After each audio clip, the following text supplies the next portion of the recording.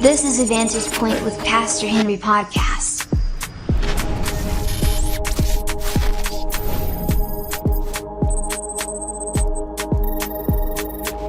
This is Vantage Point with Pastor Henry.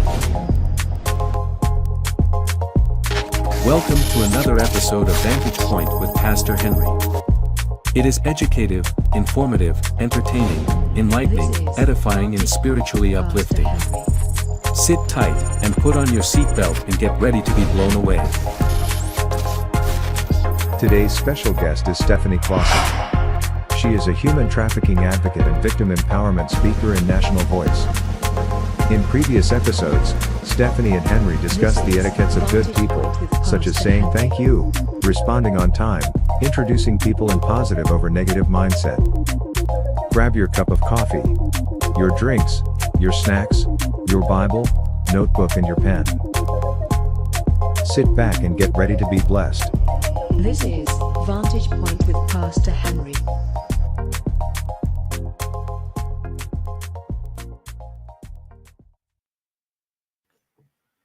Hello, good evening, everybody. Good afternoon, good morning, wherever you're watching from.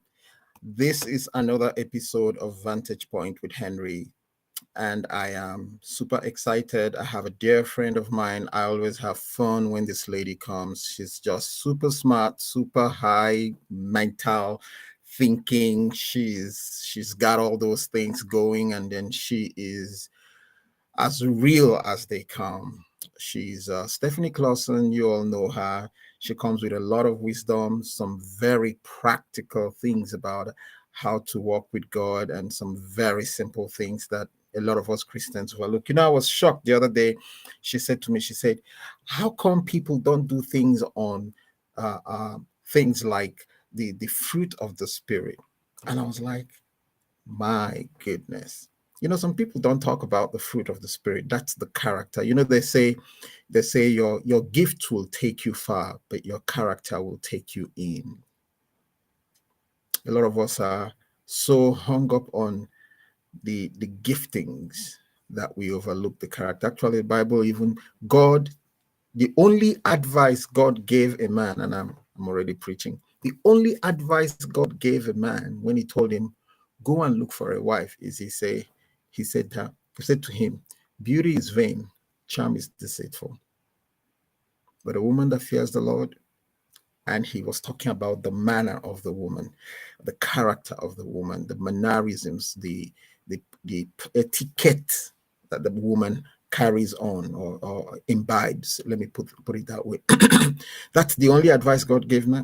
And he said, go look, and it's amazing. It's amazing. We overlook simple character. And today we're going to be talking about something amazing. We're going to be going into one more point. But before I do that, I know you're not all here to see my pretty face. You're here to see Stephanie, and we're hoping to see some brand new hairstyle, or maybe earrings that dangle all the way to the ground like Catherine Kuhlman, or whatever God leads her to.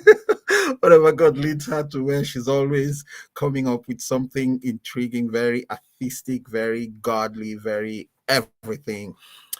Whew. So without much ado, not me, it's Stephanie. I'm going to bring up Stephanie and say hi. How are you, Stephanie? How are you doing? I am doing so good. Man, what an intro. I feel a little overwhelmed by it. So I did change my earrings up today for you. My hair is a little mild, but just blessed, of course. And I'm going to tell you, since we set this time last week, I have been excited for today. Amen. And I think this one, I've enjoyed talking over the positive or the negative, and how to appreciate people, how to respond quickly. And all of those are just wonderful, wonderful etiquettes that we need to know in our personal life, our professional life, our walk with the Lord. But this last one, I think is so impactful, because there's so many examples throughout the Bible where it has altered the walk and the life and practically the DNA of everybody who has been impacted by this one One short phrase. Can I say it? One shot. No, no, no, not yet. Oh, come on. Please. Like, Not oh my yet. gosh. Because to tell you the truth, there's so much, like, we had such a great conversation about appreciate often. I think Mhm. we could have probably talked for 5 hours about it because it is so wonderful. But this one, I'm telling you, this one just sets the tone for all the other things that we've Yep. talked about.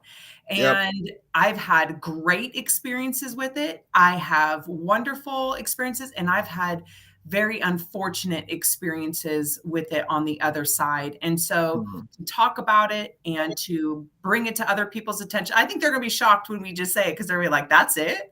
That's it. All this to do." I think I have a couple of really good stories out of the Bible and just some personal stories, but I think I'm more interested in hearing what you have to say about it too. So I've been excited to hear you. So this is wonderful. I find that somehow you're like my blind side mirror. I'm so sorry to say that. I'm gonna have to be paying. I'm gonna have to be paying royalty to your husband. No problem. I got your blind side. I got your blind side. Yeah. This is So good. most times I'm eager to hear what you got to say because I find that you're always saying things that yeah, I should have taken note of that. And that's the amazing thing about, that's why I appreciate God and the mentality and mindset he gave you. It's just beautiful. So but what I want to do first is to say, why don't you take a quick 5 minutes or 3 minutes and just run through the previous four that we have done, and I Yeah. have them all lined up here without the first one. You can see it on your screen, so Oh, don't mind it, don't worry, it's blocking me. I'm going to take myself off in a second. Where am yeah. I? Okay, I'm this way. Okay, so I'm going to take myself off in a second, and then I'll leave the screen to you to tell us about the first five, the first four, I beg your pardon. Just quick run through all of them, and if you can remember some of the things we said, that would be great. Yeah, How about that? absolutely. Sure. Yeah. Again, like I said, so we hit appreciate often first, and I think we we were thinking we were going to get through all five in one session, but I'm telling you this conversation that we had, and if you're able to go back and listen to our first session when we touched on appreciate often, I made so many notes about it. Um, like Henry had said, you become more mature when you appreciate things of lesser value, because I think it's so often that we want to appreciate things that are big and exciting and that everybody else is on the bandwagon for. But what we don't realize is that the smaller things in life are just as appreciable, if that's a right word, than the larger things. And I think we overlook things. We could overlook people. And so it's really important because it says, like I have in First Thessalonians 1, where it talked about praying, right? So praying and appreciating people through prayer. And so this is so important because we set the tone of how we respond and we react to other people through appreciation. Another one that he has up is respond quickly. And I think this is just a way to really respect another person. If they text you, email you, call you, Facebook message, there's so many ways that we can communicate to one another. But responding quickly, uh, I think just shows the value that you put on other people, that you value this person who's reached out to you so well that you want to be able to respond. But oftentimes I think people don't respond quickly because they don't have 100% of the answer of the question. So if somebody is saying, "Hey, are you able to come on Friday? I would love for you to do this." And you're not quite sure what your Friday looks like, even responding saying, "Hey, got your message. Let me look at my calendar and I'll get back to you." That's allowing the other person to say, "Man, okay, this is really great," right? So it's showing admiration or respect to the person who's reaching out to you.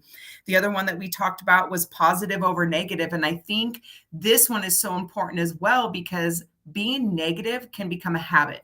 I mean, look around us. We look around and we see all the negative going on. We see inflation, we see sickness, we see death, we see war. And it's so easy to allow that to become a root issue in our life to where now all of our actions, our voice, things that we're saying, what we're doing, comes across as being negative. And so it's so wonderful to be able to put a positive spin and start changing that negative for the positive, and it'll start becoming a habit just as being negative is as well. Now, it does take time to change that language, but I'm telling you, once you start seeing positive, speaking positive, thinking more positively, where we can find a lot of that is in our word of God, right? And so really diving into the word, really keeping yourself educated on what the word of God says, and it will put that positivity in your language.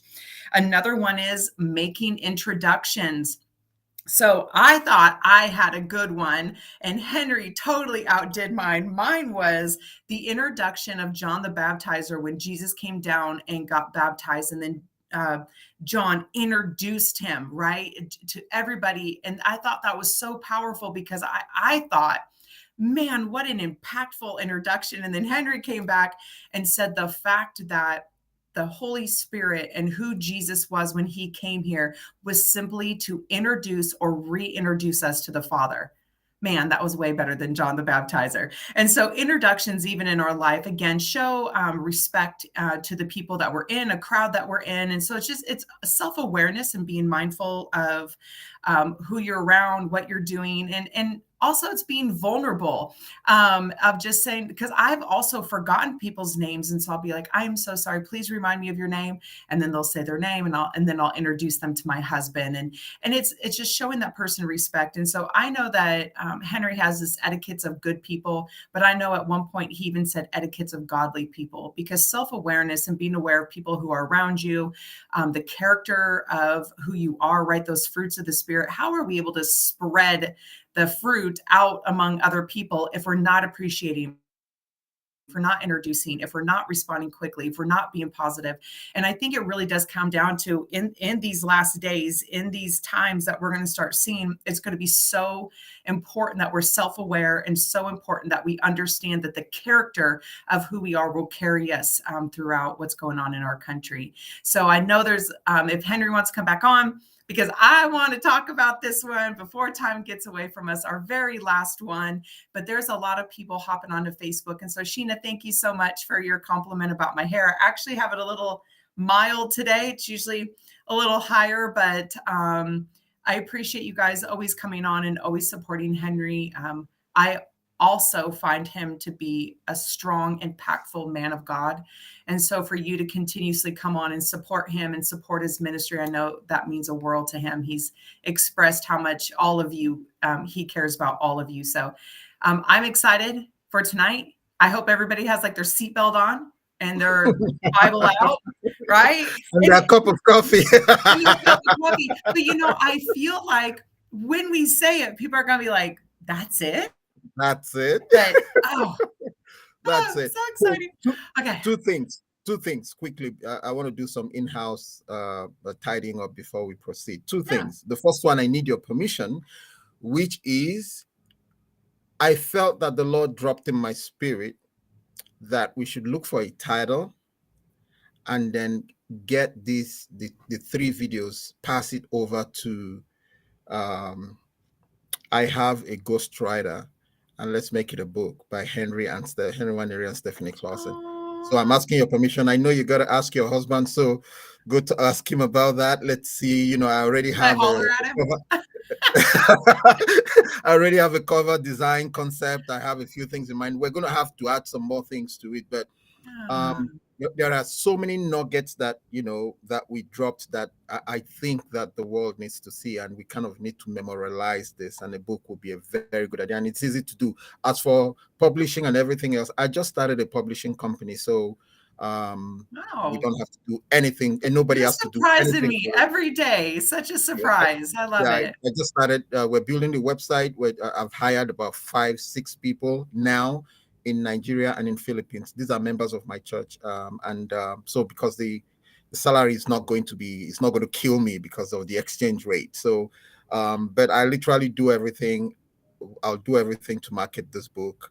That will make it number 4 for this year, because I want to get out as many books as I can. That's something I've set in mind. So that's the first thing. I want to ask your permission. Go ask your husband.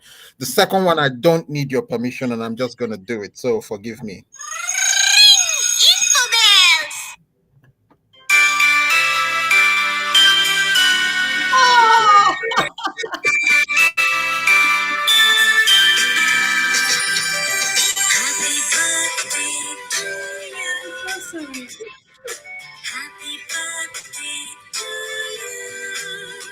Oh, you're like make me cry.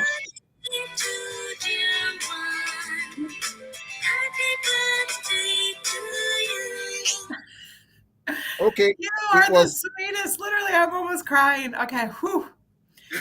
really, Oh, that's what I wanted. I wanted her to cry. I'm kidding. oh, thank you so much. Well, I'll be transparent because I think, Can and, I and you're pass right. you tissue through Oh, the? look, I have my own. I have my own. But thank you. Long distance tissues.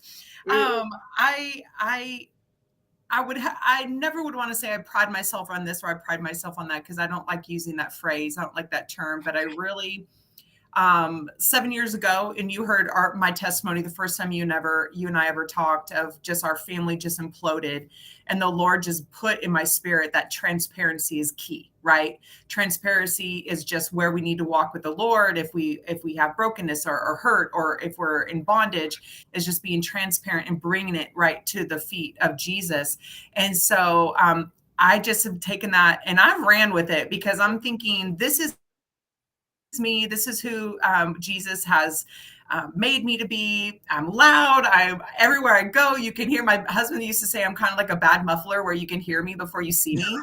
And so, and so everything I do, I laugh, I sneeze, I talk, everything. I'm just loud. And so I'm 45. I'll be transparent. And so I kind of thought, oh my gosh, that's like middle age. And I was starting to feel kind of weird about that because I'm thinking, have I really done everything that I've set out to do? What does the Lord have for me?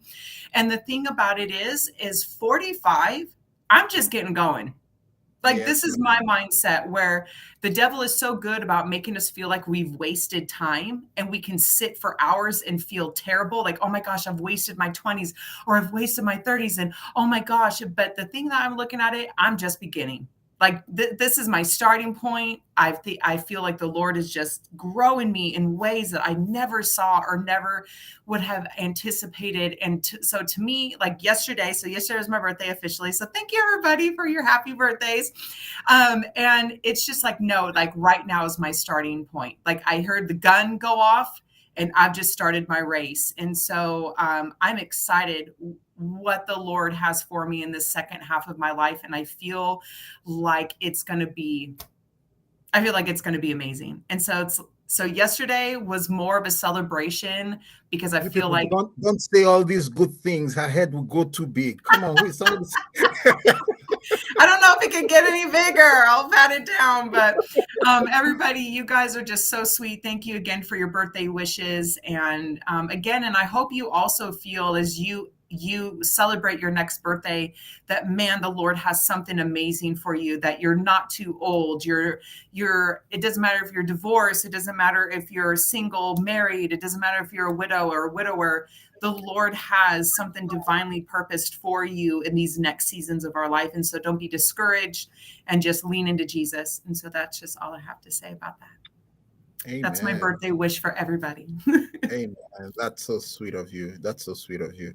So tell me about this first point about etiquettes of good, godly people. What is this thing you've been hiding for like 2 weeks or 3 weeks? Can I say it? It's so I don't know. Do you have a cat or a dog? Just let it out of the bag. just I have both, but I'll let it out of the bag. Oh, wow, that's It's so basic that you're gonna go, oh, this is easy, but it's not as easy as it sounds. So the last point is say hello. Come Is on. anybody feeling it? Because I am feeling it because it is something that is so overlooked. It is something that has been just thrown off. People don't think that they need to say hello. People don't think they need to acknowledge somebody in their space because you're busy, I'm busy, you do your thing, I do my thing, and this is just the way life is, right? Going back to the fast food culture that we live in, where everything is so fast paced, everything is done on an app, everything is done quickly, people forget such a basic etiquette to acknowledge and say hello when somebody walks into your space. And I'll tell you, so I love saying hello to people, and because I feel like even when you're in the grocery store and you're passing somebody down the aisle, you're in that person's space. And most people, you're like, well, that person's doing their thing, or I don't know. I always am like, hi, how are you doing? And I just pass by and they're like, fine. And I'm like, good. Or how are you? Or because I feel like there is so much depression and oppression going on in our culture right now that even such a basic thing as acknowledging someone's existence in your space is so fundamental to helping people grow, helping people heal, helping people know that someone saw them. What if someone is at the store and maybe they've just gone through just something terrible in their life, maybe a loss of a job or a friend or a loved one, or something is going on, and you just as quickly say, hi, how are you doing, while you're grabbing something off the shelf or anything, all of a sudden, and I'm telling you, because this has shook me as well, because I have had those moments in my life where something has happened that has been negative, and I'm kind of in my own mind. I'm not really kind of paying attention what's going on with me because I'm already not doing well emotionally or physically. And all of a sudden I hear someone go, hi, how are you doing? And then I just and it almost shakes me out of that negative mindset that I'm in. And then all of a sudden I realize this person is standing next to me and they're smiling at me and they said hello to me. And it like shakes me kind of out of my funk to where I have to go, oh, hi. Yeah, I'm okay. I'm just out grabbing a couple things. How are you? And they're like, oh, I'm doing good. I just saw you and I thought I'd say hello. That I'm telling you something that does something so much deeper than just the word is even, I think, meant to be. Because I think we say, I say hello to people, right? But it's being meaningful and looking, right? Henry, you hit this on the head a couple sessions back, making eye contact, looking at the person, being purposeful, not just going, oh, hi, hello, hi, just like throwing it around like candy, but being purposeful, just stopping and looking at the person and saying, hi, how are you today? And being so purposeful about it. And I have a couple scriptures that I wanted to throw out. The basic, easy one that I found was in 1 Peter 5:14, very, very basic. It says, greet one another in love.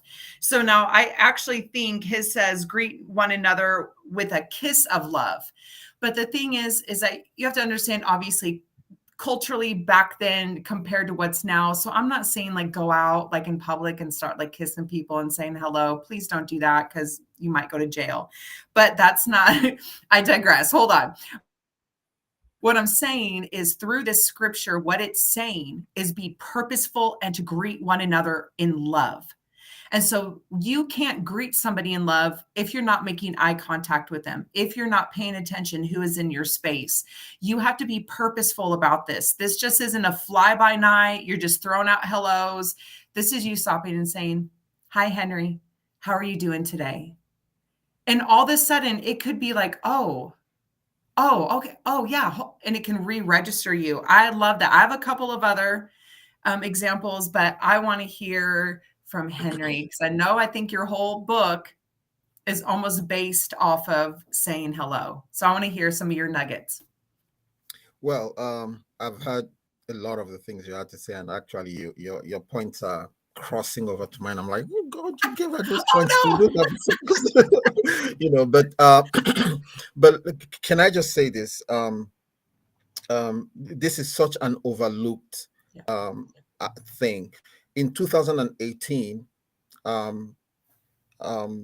something happened to me in September of 2018, September 1st, 2nd, 3rd, 4th, and 5th, 5 days in September. I had strange encounters with God, and I saw huge revelations about heaven. I've shared some of it here. In one instance, I was in heaven and God said something to me. So please, before I say this, I want to caveat it. I want to say this. I want to lay this down. and that is this. I will never use my heavenly encounters, or let me just say encounters with God. I will never use that to make a doctrine.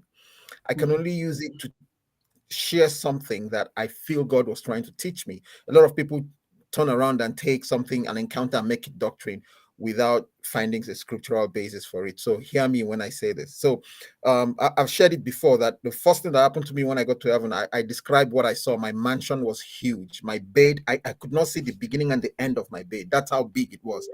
It was white, fluffy duvet. I mean, you fall into it and you disappear, like it just covers you. I mean, that's how beautiful it was. But then I had my towels were put out on the bed for me, and I was supposed to have a shower and all of that. I want to go straight to the point that I want to make. And so I showered up, cleaned up, got out, and Jesus was waiting for me outside my door, and he said he was going to take me somewhere to go see something, and he took me somewhere. Any of you remember this story? And then when he pointed, said, "Go inside," I went inside. And your transparency, Stephanie, is going to challenge me now, because I was looking for a way to say it without being very transparent, but I'm going to say it very transparently. Yeah. And the person I saw in that mansion, which was similar to mine, except that it had a girly touch, was my ex. And I turned to Jesus and I said to him, I've shared this, I think, twice on a podcast like this. So I turned to Jesus and I looked at him, and he could tell what was in my mind. And he said to me, he said, "Oh, you didn't think she would make heaven?" You know? You're like, well, and then I was like, "Okay, Jesus." I say, "Yeah, you can't bring that stuff here to heaven." And that was the shocker that changed a lot of things for me. But one of the things I learned was one of the things I learned from that, and there were about 6 or 7 things I learned. One of the things I learned was the power of hello. The power of hello. As of today, let me say this: more than 30 something people owe me hellos on Facebook. I'm not joking. I mean it. I mean, and some of someone them, is in debt to a hello. yeah, I'm telling you, it's as and so I make it a point of duty to go out and say hello. Actually, this is the first time somebody out of the blue is saying hello to me today. Out of the blue, somebody I never ever expected to say hello to me. Someone said hello to me today, and I wanted to start with quantifying hello before I define hello. There are 3 hellos, and we've allowed 2 to mess up the 3. We've allowed there are 3 hellos, and the 3 are absolutely on the same level of equal strength, of equal value, and of equal blessing. The first hello is the hello from or to a stranger. The second hello is a hello from or to a friend. The third hello is a hello from or to someone we admire. I like that. We have allowed the hello to someone we admire to shield or to kind of obscure the other 2 hellos. Yeah, I can see that. Yeah. It's easy to think, that when you say hello to somebody, you're telling the person something else. It's very easy to think that. And can I tell you something? That was the mistake I made. I was not bearing grudges with my ex. I tried my best to be a very, very humble, very broken, very simple person to her, but I wasn't saying hello. And the only reason why I wasn't saying hello was each time I said a hello, I would get something like, "Okay, so what's on your mind now?" Oh, And my pride as a man, knowing that I did nothing, knowing that I felt I deserved better and all of that, my pride as a man, I told myself, I'm not going to say hello anymore if my hello is more than just a hello. yeah. Wow. So let me tell us something. This was something God taught, and it's in my book. This was something God taught me. This was one of the places God said to me, "You get good at what you practice." That's number 1. Then number 2, he said to me, he said, "Don't become bad because the world responds bad. Yes, I love that one. Hold on, I'm going to write that one down. Don't become bad because the world responds bad. Deep in my heart, the only reason I was saying hello was this, and God knows my heart. I was trying to keep the channel open. I was trying to remain friendly. I was trying to remain, I didn't want it to be like, oh, if and see, can I tell you something? If you are not keeping malice, say a hello.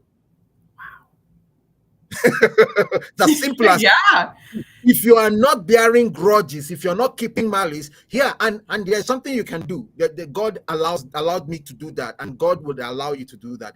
Caveat your hello, which is what we normally do. Hi, I just wanted to reach out and greet you. That's all. Stay like that, but say the hello.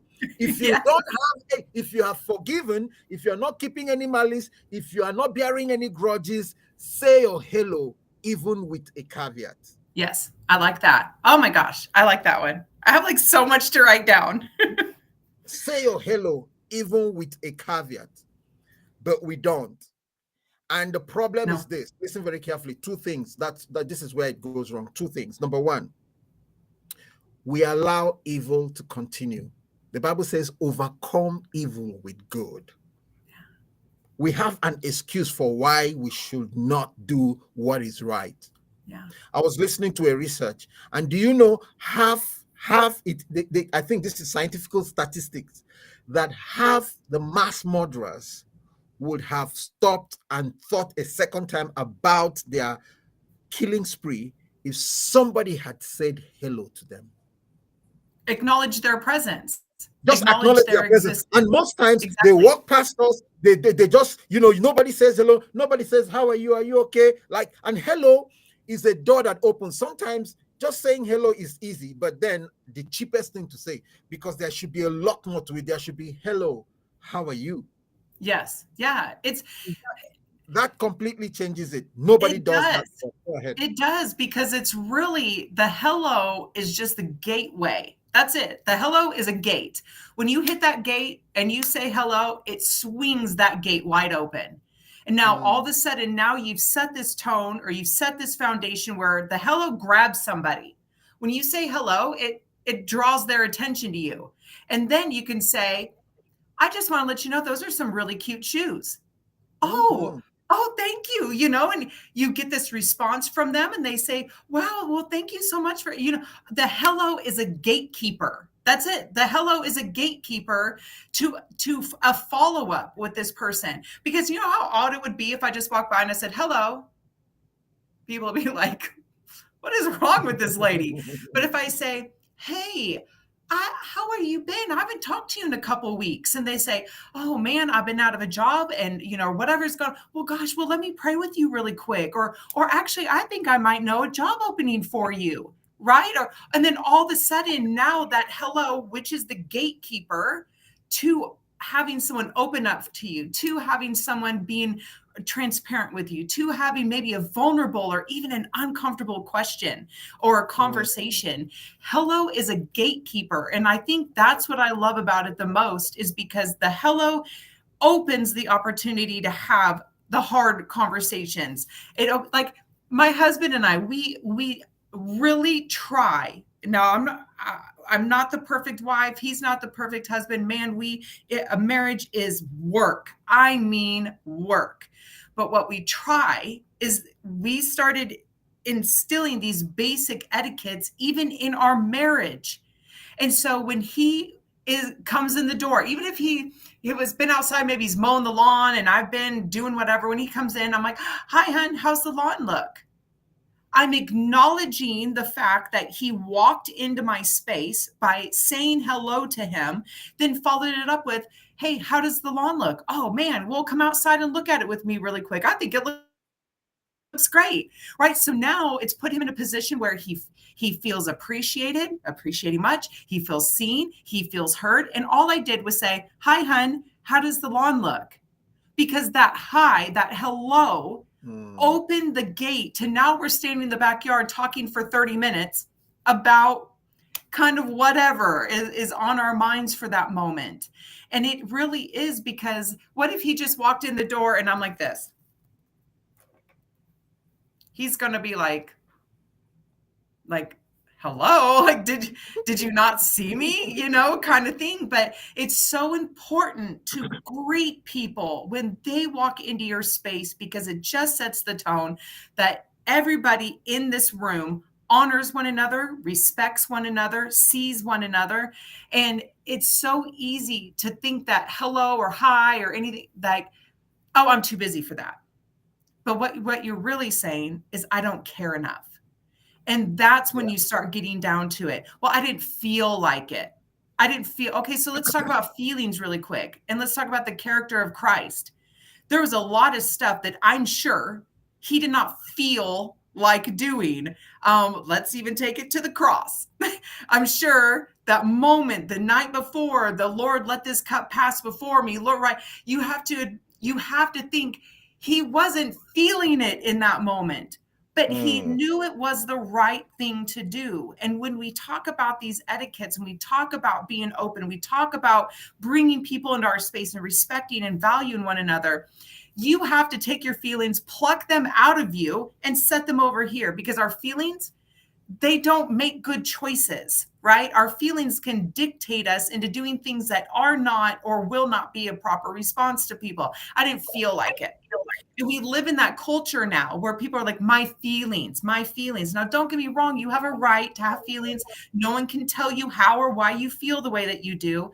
But the thing is, if we start using that as an excuse to why we're not doing something or why we didn't do something, your feelings are not good for you at that moment.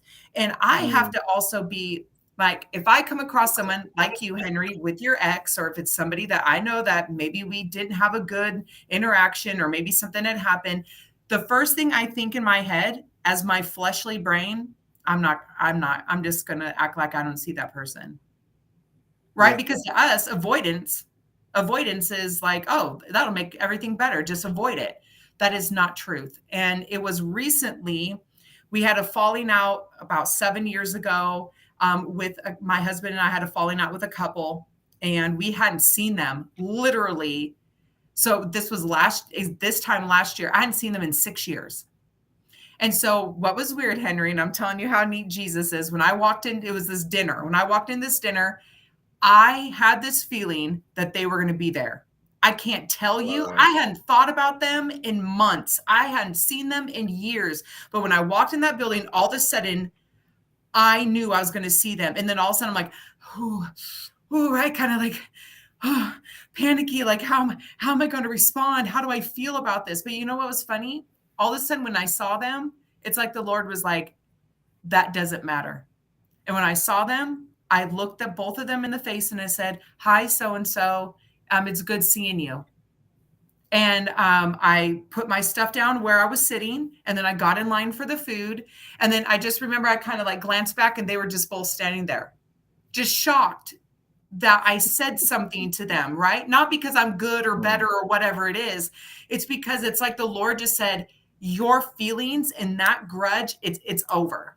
Like, that's enough. Like, so I just said, hi, I hope you've been doing well. And then I put my stuff down, and then I walked away. But now inside me, I'm like, oh my gosh, it was like, I'm having like this mini panic attack. But you know what? After that moment, it was almost like, right, hello, being that gatekeeper allowed forgiveness to just start, and compassion to just start like flooding in me.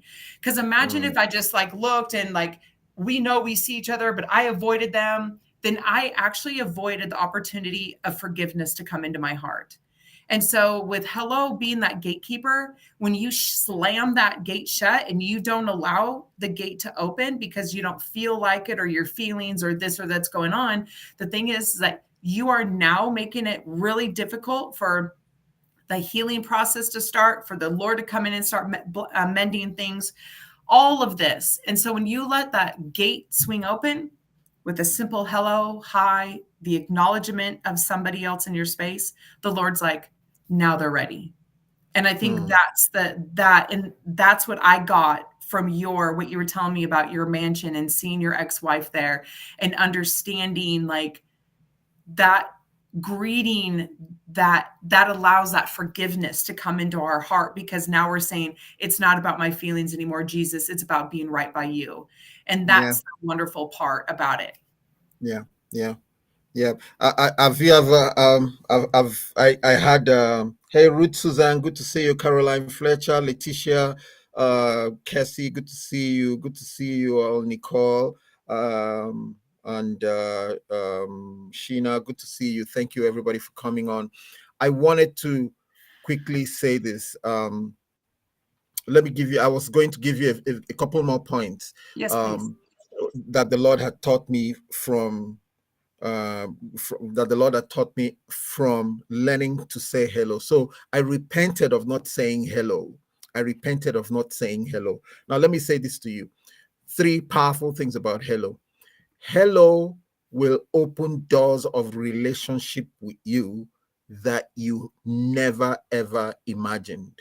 Let me say this. A lot of you are claiming it. Sharabababababa, my destiny helper, my Ebenezers are coming and all of that, but you don't know how to say hello. Forget it. Forget it. I mean, you expect somebody to come up and smack you upside your head and say, hey, my name is Ebenezer, before you realize, okay, I can be friendly with this person. No, if you know how to say hello, you will attract your destinies, because the Bible actually says this. The Bible says this. It says, don't neglect to be nice to people, for many have forsaken angels. They didn't know that they walked past an angel and couldn't even say ordinary hello. Hello, Yes. ordinary Yes. hello. That's how powerful it is. Let me give you a second thing about the power of hello. This number two. Number two is that if you know how to say hello, you will attract the best kind of relationships. Forget the first one is the door opening, but the second one is you will attract the best kind of relationships. So let me tell you something. In my book, I talk about 9 circles around you, 9 circles, and people are in all those circles, The fastest way to introduce people into your inner circle is by hello. The fastest way to introduce people into, if you want to graduate people from outside to inside, is walk up and say hello, period. Walk up Yes. and say hello. Let me give you a third one.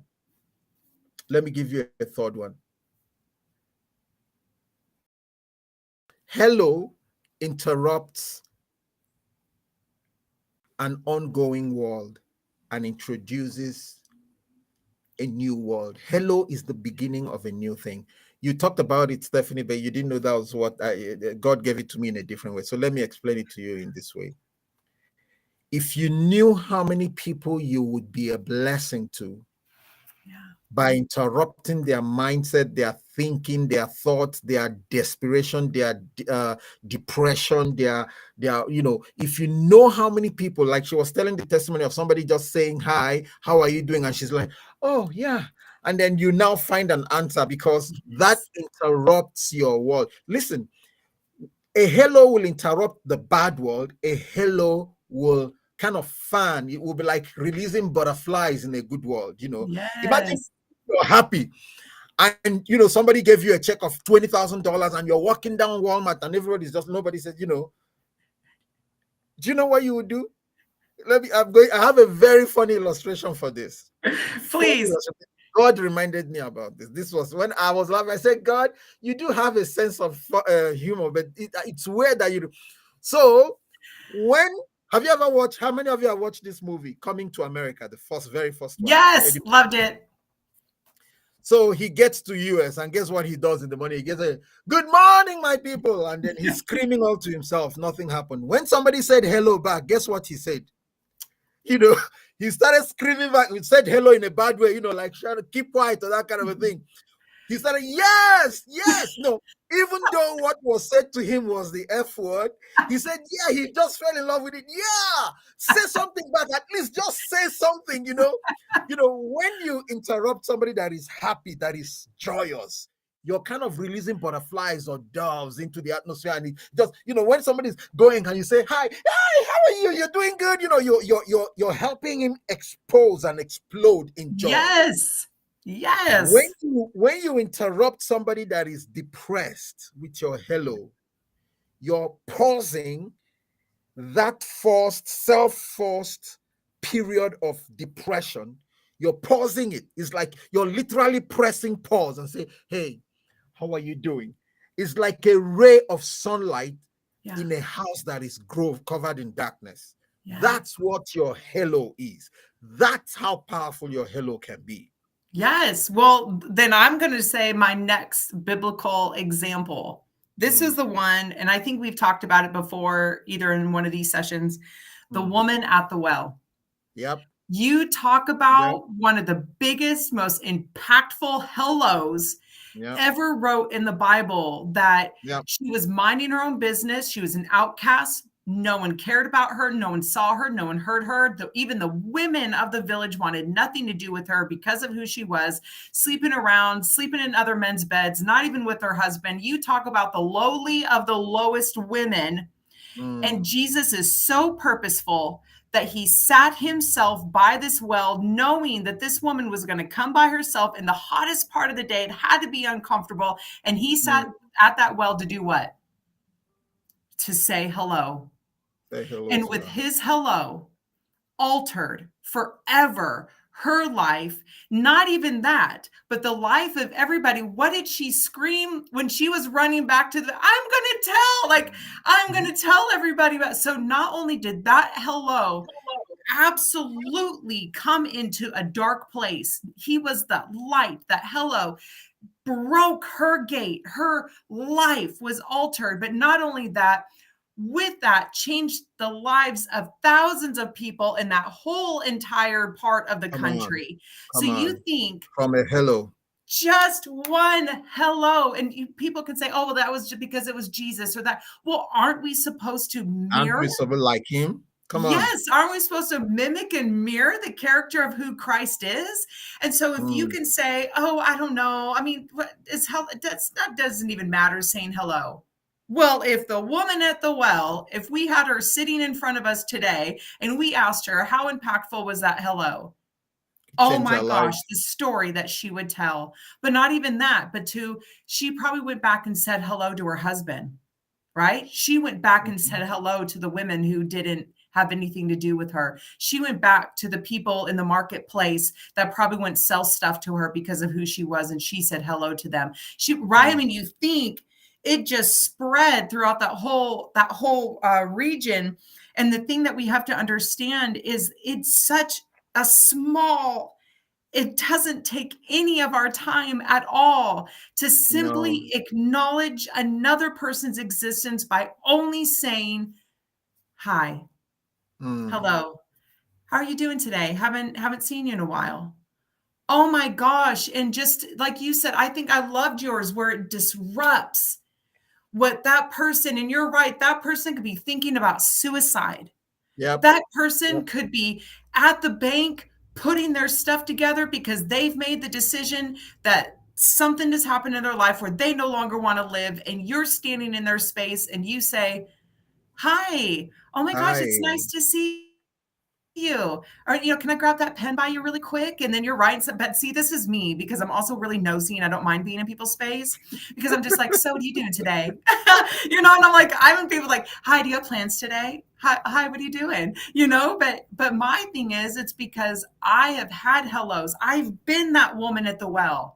I've been where I've been rejected and not seen and not heard and not valued. And it took someone just as basic to see me and to see who I was. So to me, I want to be that to somebody else. And I want to be able to say, hi, you're dressed really nice. Where are you off to today?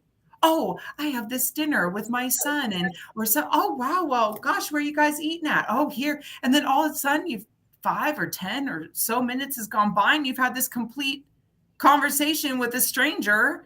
They walk their way and you say, bye, have a good time tonight. But what if you said that to somebody who is making that decision to live or die? But isn't that all of us making that decision to live or die every single day? Isn't that what the decision of Christ is truly about?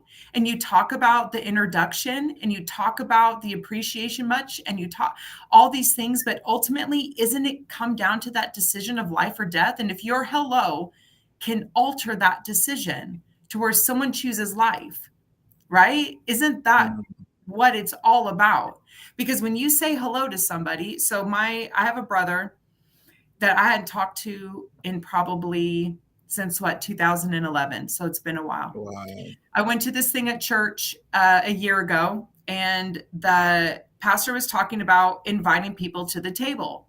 And I've heard a similar one. So, kind of, I don't know if this is you, but sometimes I kind of like, if they're like, we're going to talk about this, I'm like, oh, I've already heard this like 100 times, in your brain, and you're kind of like, So he's talking about inviting people to the table, which means inviting people into church and to know Jesus and all. And, and I'm kind of like, okay, I've already heard this. Well, when I left church, the Lord said, or had impressed upon my spirit, that I'm so quick to invite strangers into God's space, but what about my family? Hmm. And all of a sudden, oh my gosh, it was kind of like, wow, I would invite a stranger to church before I'd invite my family. That is not where my heart needs to be. I reached out to my brother, last year? So it had been 8 years or so. No, I don't know. It's been longer than that. And I said, hi. I said, hello. And I said, what are you doing this Sunday? Oh, I don't know. I said, well, how about you meet Kirk and I at our church, and then we'll treat you out. We'll treat you to lunch. Okay. And he's kind of like, so I didn't like, it wasn't an option. I was kind of instructing him to meet me at the church, and we'll go out to dinner afterwards.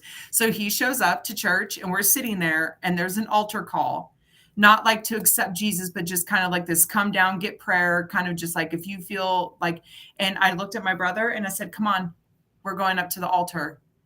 And he stood up, and we went down there, and he was just crying, and I'm standing next to him. And it was that thing of allowing the Lord to use my hello as a way to introduce my brother back to the Lord. So now all of these things that we're talking about came into that. I helped reintroduce him to Jesus. I said hello. We had such a good lunch afterwards. We were talking about really positive things going on in our life. We were talking about wonderful things. We appreciated one another. And so that hello, that original, where I reached out to him and I said, hi, no, we haven't talked to in a while. What are you doing on Sunday? Meet me at my church. I'll treat you to dinner. And that's the thing. But I'm going to tell you something. That was really difficult, because the enemy goes, yeah, but remember when he did this to you? Yeah, but remember when he said this about you? Remember when he gossiped about you? Remember when right? And all of a sudden I'm just like, oh my gosh, what did I do? Like, I had to go and see this person I haven't seen in 10 years or so. And there's a lot of hurt and a lot of grudges going on. But at the end of the day, it's up to me to introduce and use my hello as a way for someone to pick life or death. And at that moment, and what was going on in my brother's life, he needed that reintroduction back to the Lord. And that's why when all of this came up about these etiquettes, and you say etiquettes of good people, but remember, you had one point said etiquettes of godly people. Am I 100% at these? No. Is this something that I have to be so mindful and so purposeful to do? Absolutely. Do I fail at it some days? Yeah, I really do. Do I feel like I did good? Yeah, I feel like I did good. And then there's other days that it's a mixed bag, right? But I think when you start being purposeful about doing these things, it becomes a new language to you. It becomes a new habit to you. And you start finding that not only are you able to bring joy to other people, but the joy of the Lord just is in such abundance in your own heart, because you're showing the character of Christ. You're being patient, you're being kind, you're being gentle, you're being all these wonderful things. And I loved what you said about the character of who we're supposed to be. And ultimately, that's what we're supposed to be reflecting about Christ.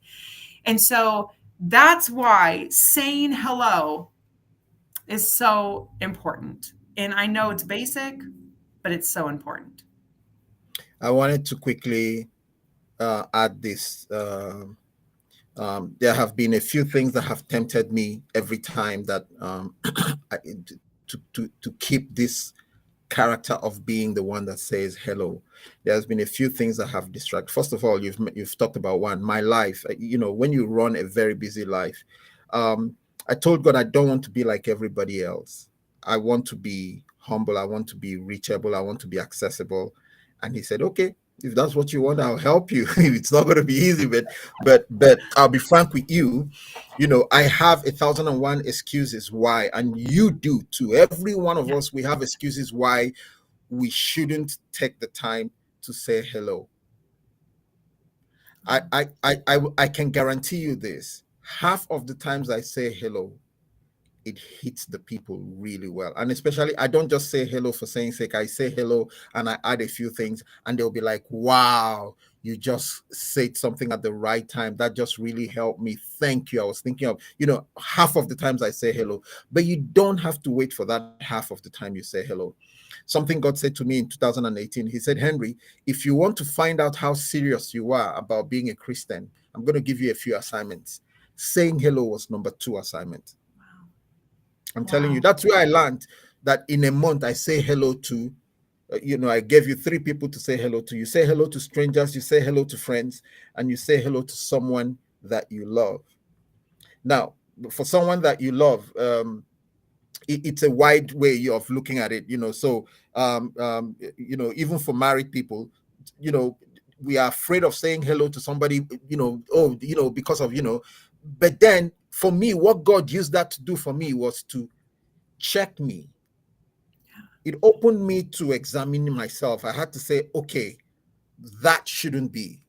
Yeah. That shouldn't be. Or I need to put it in the right track. When you don't say hello, it's like watching the other train on a track that is headed and going to just jump into the lake of fire. And you just keep quiet and watch it. Yeah. Hello is an attempt to say, that's the wrong track, bring it to the right place. Yeah. Hello helps you fix the wrong thing. You can't keep saying hello the wrong way. Trust me. That was why assignment number 2 was powerful. It was so powerful. I'll give you four things that I had to learn in saying hello. Number 1, I discovered that John chapter 4, when Jesus, the Bible says he had to go to Joppa, but he went through Samaria. The Bible says it was a must for him to go through Samaria. It was a must. Go read John chapter 4. Yeah. And the only reason was so he would say hello to a woman. Yes. He would say hello to somebody, to someone that culture, tradition, and everything had said, no, you shouldn't say hi to. Wow. And by the way, let me give you another point. Jesus was too busy to accommodate that hello. Wow. But in all his busyness, it became priority for him to say hello. Yes. So that was a lesson for me, that there are times that the true reality of the call of God on my life is not and the ultimate thing I do in ministry for me is right here. This is so let me show you. So for you, this is it. There's one right here. There's one on the other chair. It's my prayer shawl, and I just do this. And I anybody who knows me know I'm an intercessor. I love praying, but I heard this directly from God, that sometimes to say a hello is a greater ministry than this. Wow. Oh, by the way, this is from Israel. This is not a fake one. This is from Israel. A friend gave it to me as gift. So for you to know, you're just right there. Amen. That can't be too busy to say hello. A lot of and I don't mean to start criticizing or indicting a lot of people or being critical of people, but this is one of the biggest problems. The bigger you get in ministry, the busier you get, the easier it is to not know how to say hello. Yeah. Let me give you the second problem. Wow. And then you get the temptation where you say, I can't keep doing this. I can't keep being the one that makes the initiative. I can't keep being the one that is always going and can I be frank with you? Even this one I haven't been able to deal with. Anybody that I'm not saying hi to today who is a friend or in any of the circles, stranger or that kind of a thing, it is because I chose not to say hi anymore. Wow. And God is beating me up about it. Even therefore, when we were preparing for this, he was saying, Henry, you can't teach this. The only way I will let you teach this is if you confess it. But if you don't confess it, then you're a hypocrite. You're teaching people something you're not living by. Yeah. And can I tell you something? Do you know why the little children ran to Jesus Christ? Why? Because he always said hello to them. Ah. He always said hello. And kids don't know when it's playtime and when it's serious time. So they go back in to interrupt his life. And now the disciples are there and they're like, no. Yeah. And he said, no, suffer them to come, for of such is the kingdom of God. This is what the kingdom of God is all about. Yes. Not just the kids, but saying hello. Yes. Well, Henry, that was the same. So about a little over a year ago, I had lost a job that I truly, truly felt like Jesus himself picked me up and dropped me in there, right? Mm-hmm. I don't know if you've ever, I'm sure you have, where you just know that you are doing the will of God because everything just meshes together. I mean, it just seemed like everything worked, everything. And the job, unfortunately, had gotten taken away from me for various reasons. It's a long story. And everything, I just kind of went into this depression. And I'm sitting there and I'm thinking, what do I do now? Where am I supposed to go? When I know that God had put me there, a man took me out of that position. Like, that was not prayerful. It was not God's will, right? I mean, I'm saying all like the typical like Christianese kind of stuff, you know? And then I got in my feelings, right? So again, we've established that our feelings can get us in trouble.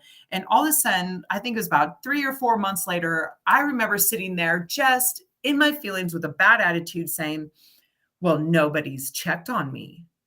Nobody's messaged me to see how I'm doing. Like, I just felt like I was so justified in this whole thing. So fast forward to 2 weeks ago, we have a meeting with our pastor and we're talking with him, and I'm kind of again, right? Because I have a right to feel this way. And I told him, I said, there's, not a lot of women in our church, come up and say hello to me. And I said, I feel like they avoid me. And I was in my feelings, right? And he said, okay. And he listens, he goes, so how many people do you say hello to? Mm-hmm. Mm-hmm. So he goes, let's have a conversation about that. He says, you feel avoided, or you feel this way, or you feel that way. And he said, perhaps those women feel the same way. And he goes, so instead of maybe complaining that they're not saying hello to you, why don't you in turn say hello to them? And it just, all this, kind of like you said, it completely disrupted that train of thought that I was in, this justified, well, nobody does this for me. But the thing about it is that the Lord has instructed us as Christians, us as the people carrying the mantle of Jesus Christ, us as the people in ministry, us, right? Mm-hmm. That we're supposed to live at a standard. And when we put that standard aside because our feelings are more important right now, it is difficult to put that mantle back on yourself, or even acknowledge it, because you're at this place where, well, it's not fair. It's not fair that it's like this. And my mom used to have this saying where she says, well, the fair only comes to town once a year, and today ain't it. That's what she used to say. And so all of a sudden, when he said, well, how many people do you say hello to? All of a sudden I thought, oh my gosh. Oh, and then again, right, what you said, it brought me to repentance. It brought me to just going, oh my gosh, Lord, where did I miss that turn at? Where did I get derailed from? Right? So I had to go back, and all of a sudden the Lord just started bringing up this brokenness and this. And then my husband and I just been on this really great journey of just kind of reconnecting and just focusing on our marriage and everything. And all of these 5 etiquette things that we're discussing came at the exact moment where the Lord is requiring more from me. And starting with the basic of saying hello. And it was even confirmed through our pastor, right? And all of a sudden I'm just going, all right, Lord, okay, sorry. Like I'm stepping back. But you made such a good point of that it is a disruption. It is a way to almost kind of like shock you out Mm, of what you're in and recalibrate you back to where like because when he said that to me, I was embarrassed, right?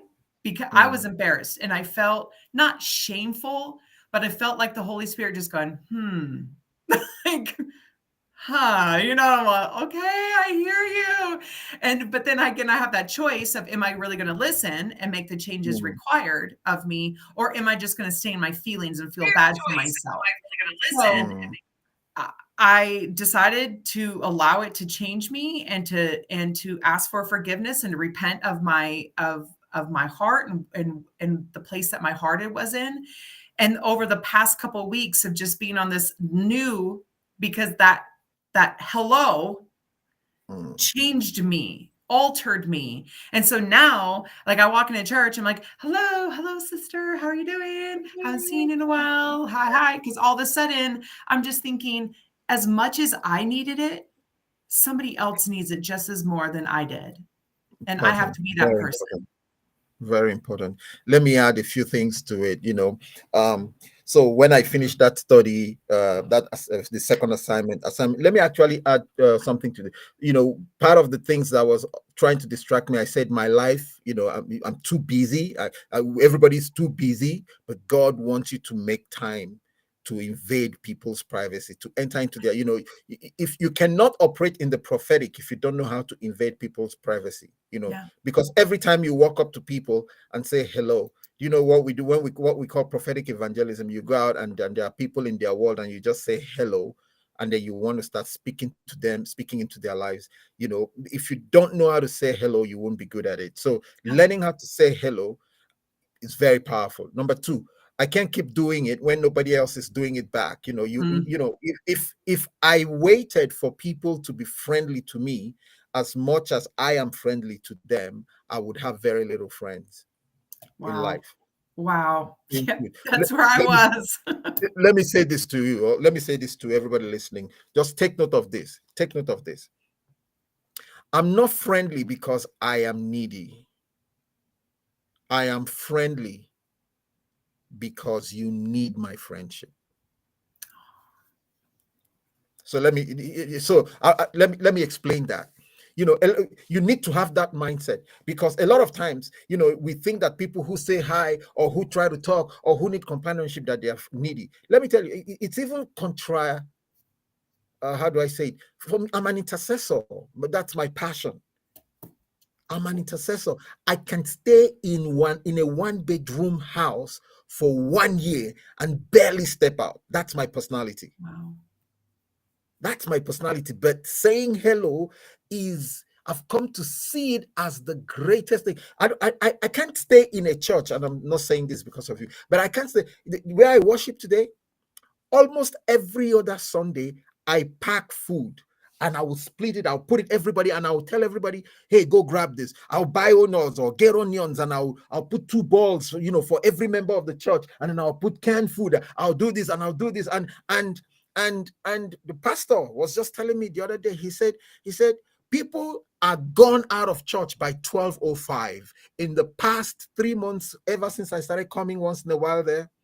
He says the average time everybody leaves church now is 12:30. So I added 30 minutes of fellowship to a church by Amen. saying hello, invading privacy. Amen.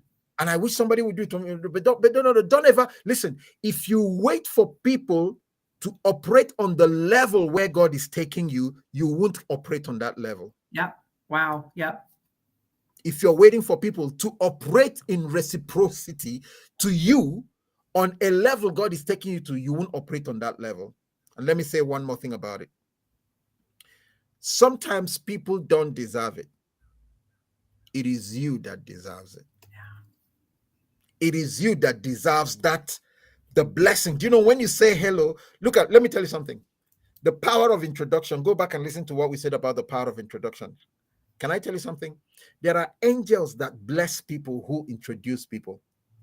There are angels that bless people who say hello. Yeah. And I'm not saying this for saying sake. I had one encounter one day.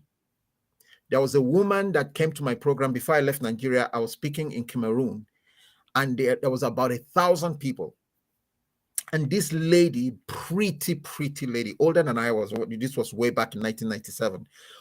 Older than I am, but pretty, and and everybody knew her and didn't like her. She hung around and she was walking around, and I could tell she was hanging around because she wanted something that will invade her privacy. And as we were all leaving, she turned around to leave, and we were chatting. She would smile, but she wasn't adding. She wasn't saying anything. She was at the corner. She wasn't a part of us, but she was listening. And the Spirit of the Lord said, if you leave this lady to get out of this hall, I will not be happy with you, because he kept on whispering to me, go talk to her, go talk to her, go talk to her.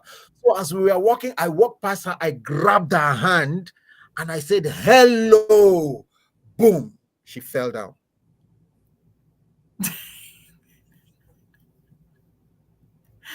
An encounter that Christ was just waiting for you to initiate. A simple hello. Yep.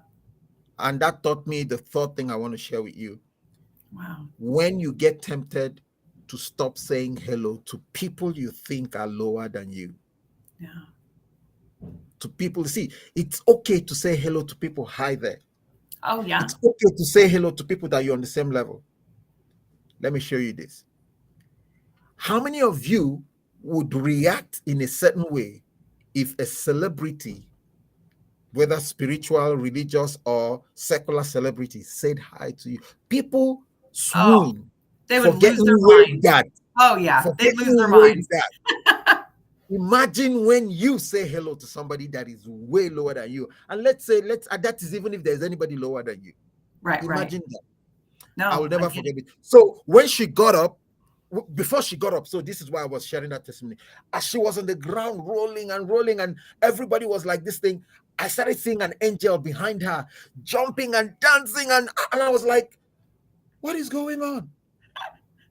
I'm telling you, I saw an angel behind her jumping. And then God said to me, I have waited years. Wow. So God was speaking to me as if he was the angel of that girl.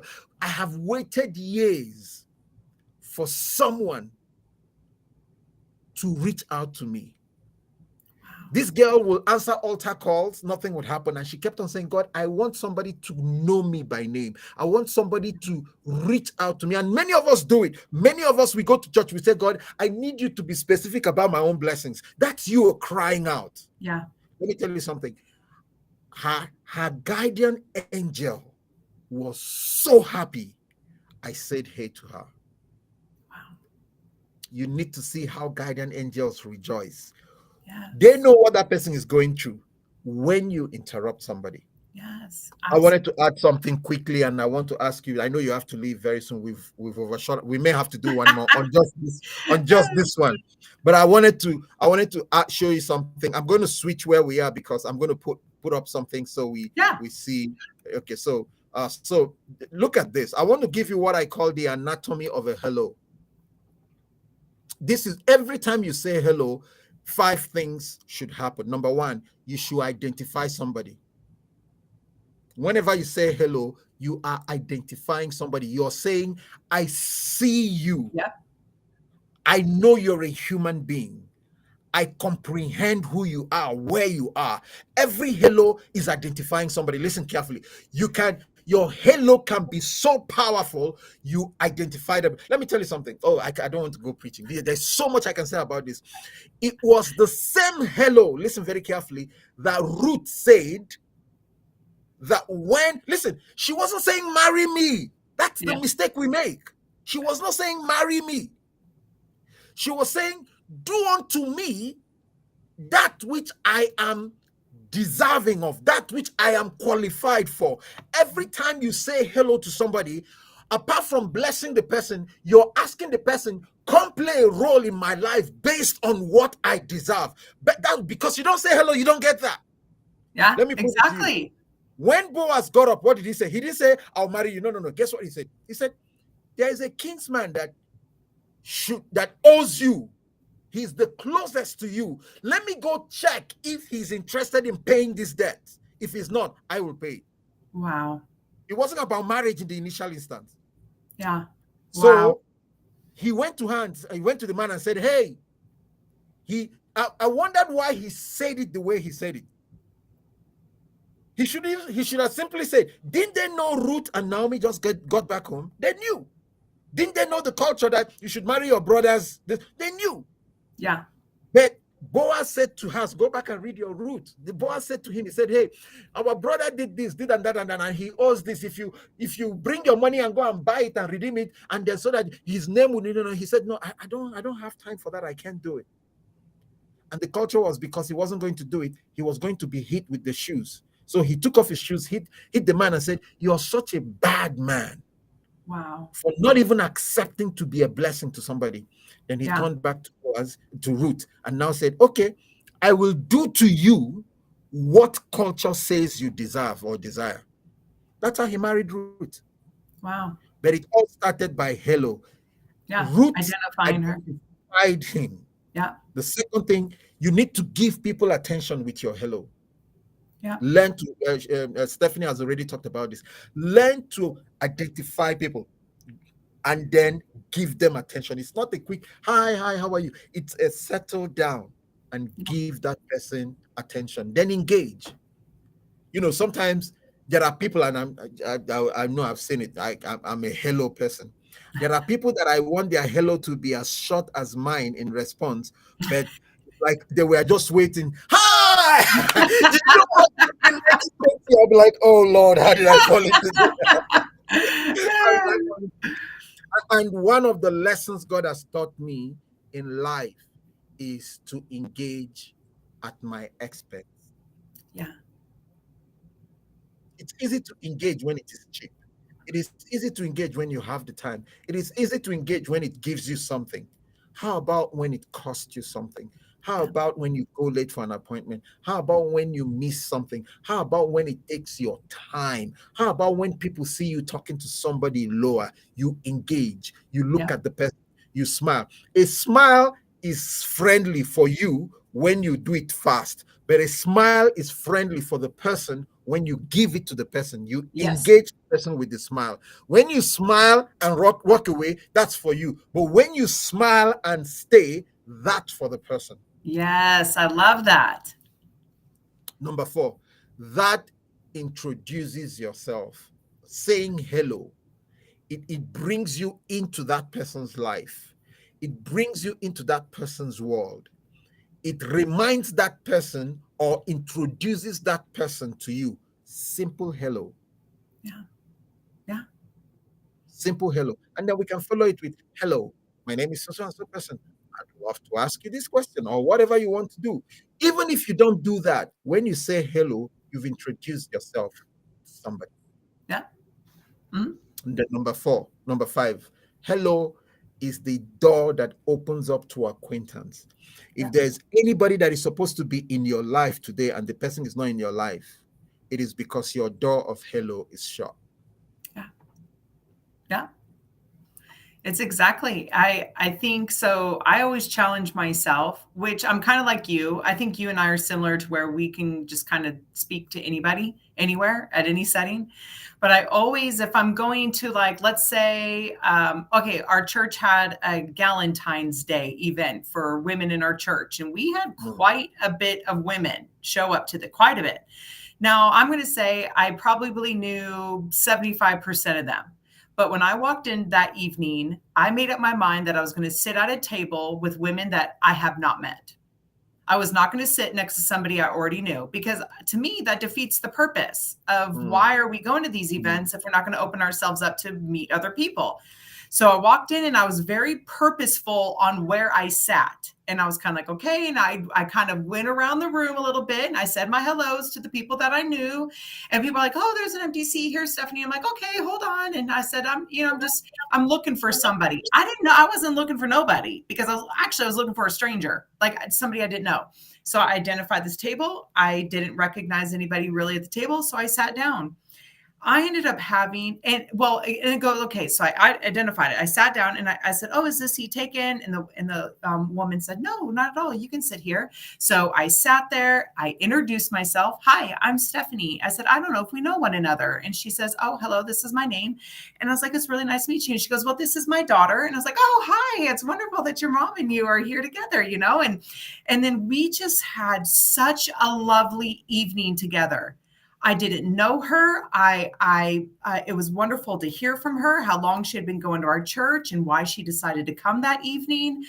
We just had such a great time. But then what was funny, so I signed up for this book study that a woman at the church is doing. And guess who was in the book study? The woman that I met at the Valentine's Day event. And so I just thought, you know what? I was so happy about that, because when I walked in, I could see her like she was like excited, and I looked at her and I'm like, oh my gosh, it's so good to see you again. How have you been? And we sat next to each other at the book study, and it just felt so good to get to know somebody through that introduction, through that hello, and then I just felt like, man, I am blessed. I feel like I have a new friend now.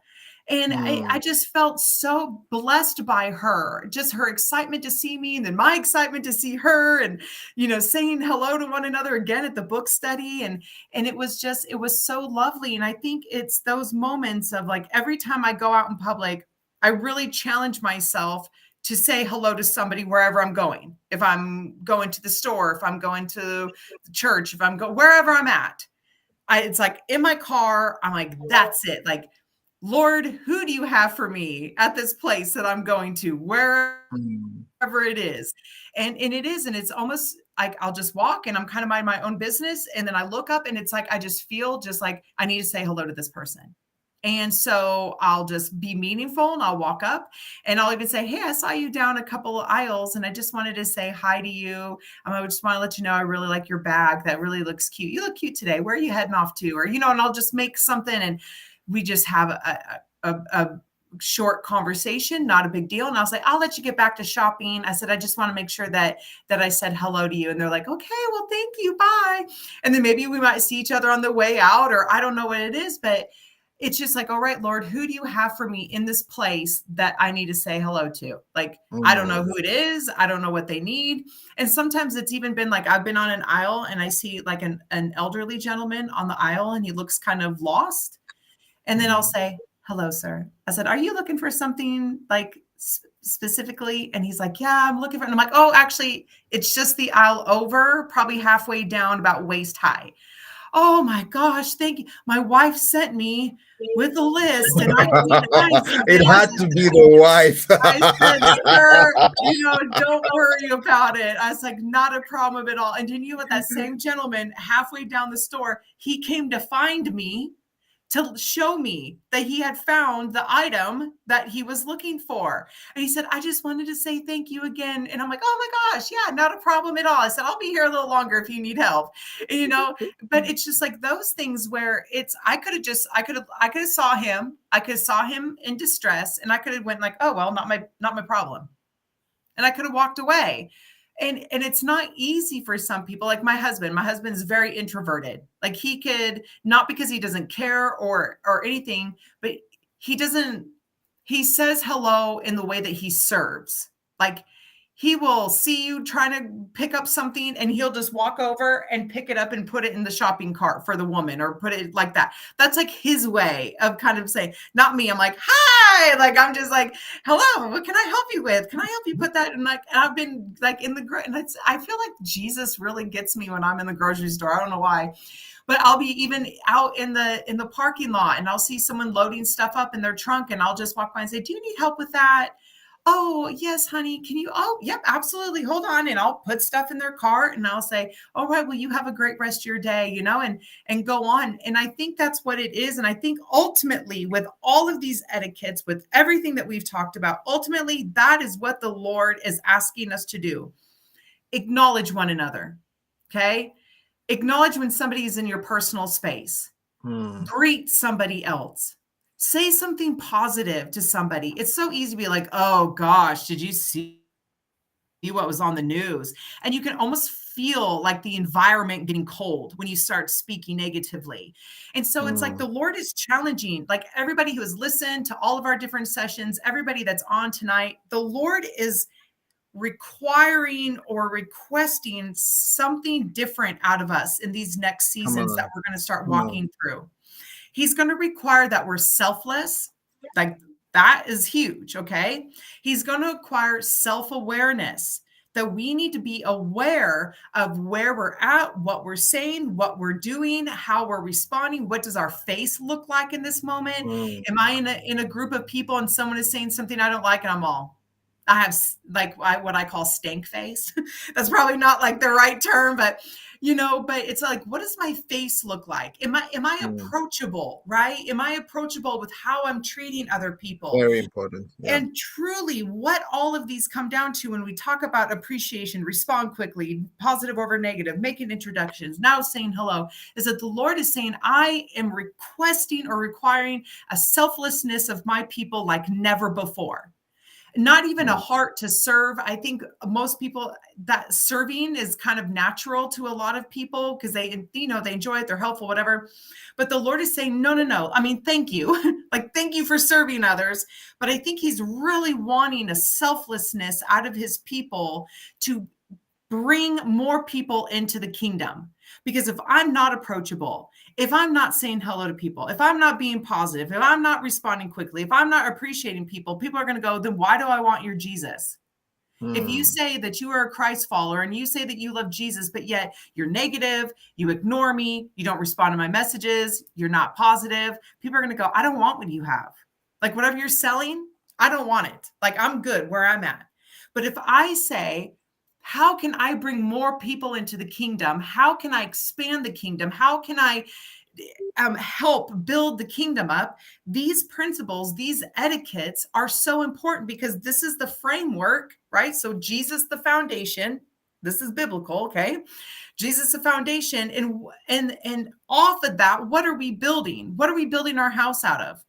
Selfish mm, gestures, negative attitudes, bad moods. Like I'm going to tell you, huff, huff, puff, blow the house down. That's what's going to happen because you are not building your structure out of pillars that are positive and encouraging.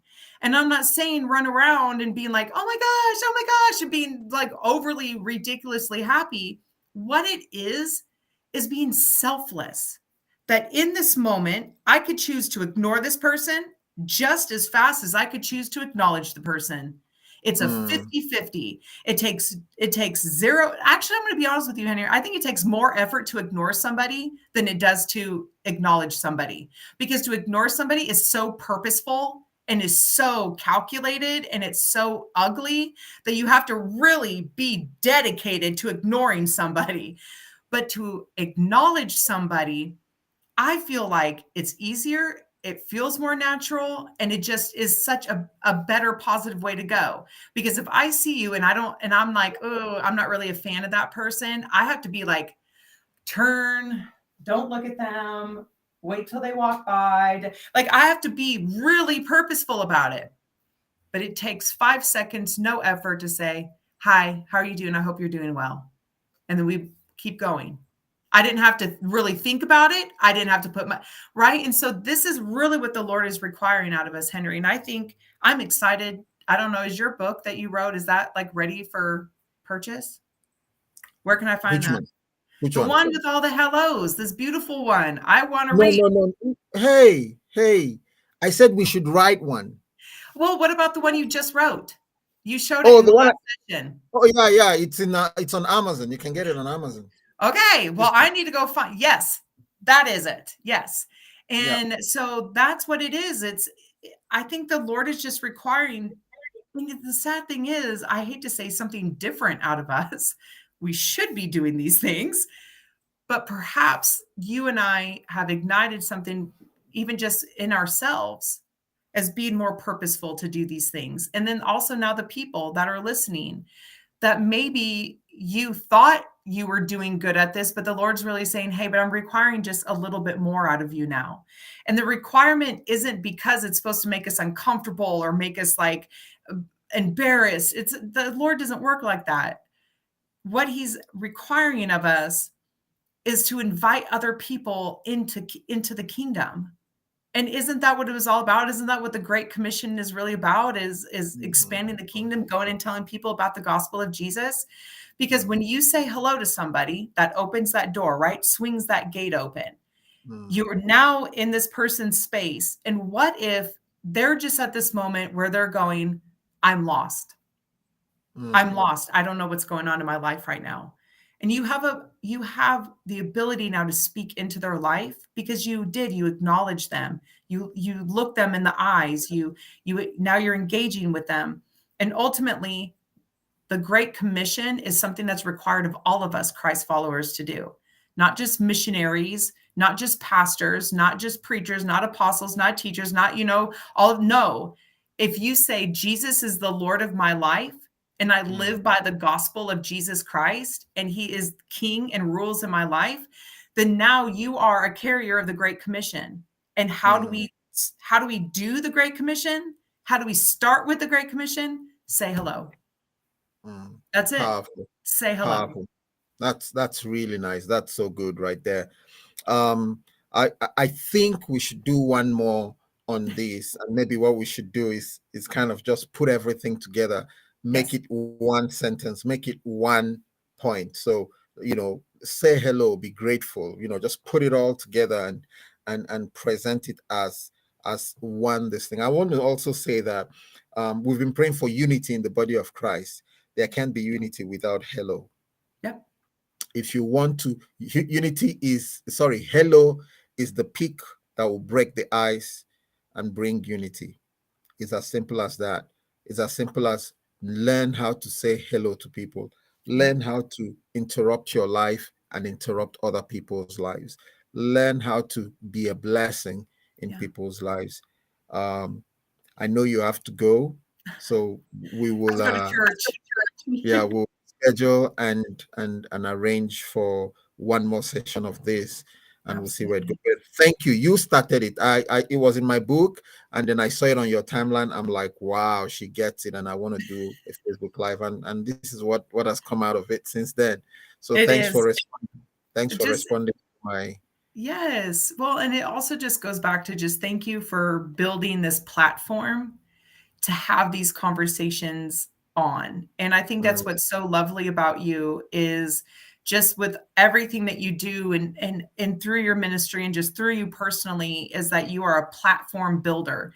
And when you think of who Jesus is, Jesus was all about building platforms. He was not about building pedestals. And we see even biblically what happens with people who have built pedestals, how they've been taken down, how they have fallen, how the Lord has not blessed them. And so I just want to personally say thank you for building this platform that you've invited me onto to have these conversations. And I'm just really grateful for you. I'm grateful for your ministry and however we can continue seeing one another and having these great Coming to conversations. Atlanta, just don't worry about it. Okay, I'll put it on my calendar. Don't worry. I'm excited, and I think this is really right. And I'll be honest with you, Henry, how you and I became friends was because you reached out to me and you said hello, and that was what it was. And so if anybody wants to know the example of how, like, hey, how did you and Henry ever get connected? It's because you graciously reached out to me and you said hello. And then now here we are a year later. We had attended a Zoom meeting together, but it could have ended there, It could have ended there, it was I introduced you. myself. I said, hey, I did this. You remember me? Hello. And it was. And now look, a year later, we're still building platforms together. We're still having great conversations. And so I just want to say thank you for doing these before we started talking about them. And so I look forward to seeing you again. And I just say just thank you to everybody that came on. Luann, thank you so much for coming on, and to Sean and Heather. You guys have just really been great with just your conversations, and Caroline and everybody. It's just wonderful that you guys are taking time out to come on this platform with us and to be a part of this conversation. And so I will say bye. but not forever. So I hope to see everybody again, Henry, and let me know when you have that next date scheduled. And I look forward to kind of putting all this together with a big bow on top. So We'll you do just let me that. know. We'll do that. You buy the ribbon, I'll buy the glue. I'll glue it together, then you can put a ribbon on top of it. Well, I enjoy you. I appreciate you. And thank you for everything that you're doing.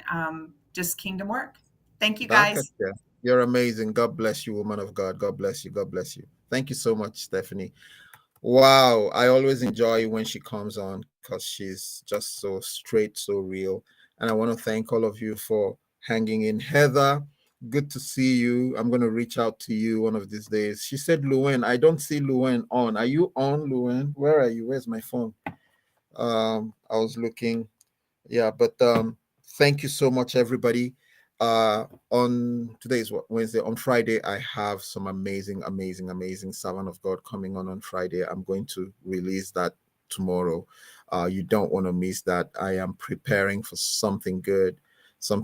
And those of you that are watching, I have heard from Nicole, who is a close friend of mine. She and David are probably getting back together. And I did not know they had broken up, but God spoke through me, and then Nicole in Dubai. Is it Nicole? Monica, I beg your pardon. Monica in Dubai went and did the test, the interview again today, and she thinks she got the job. They said they'll call her tomorrow, but from the look of everything, it looks like she has got that job. And she told me it pays $200,000 a year. That's the basic, not to talk about allowance and everything. So it's a huge breakthrough for her. I just said one thing. I said, remember your fight. I'm joking. I didn't say that. But I'm so grateful to God for what he has done in their lives and for the breakthrough he has brought them. Friday is going to be amazing. Go out and be friendly. Go out and break this yoke of emptiness and dryness, and just everybody's in their own kingdom. Nobody's stepping out. How many people do you remember every month or every week and just say hi? Go out and be friendly.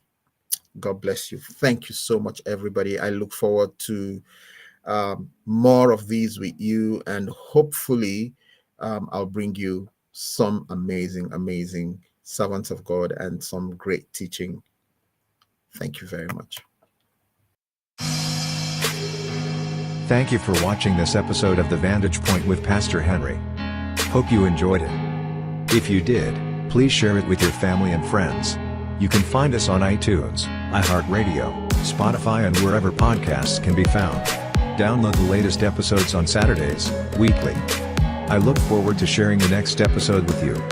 As always, stay well, stay healthy, stay happy, stay loved, and stay blessed.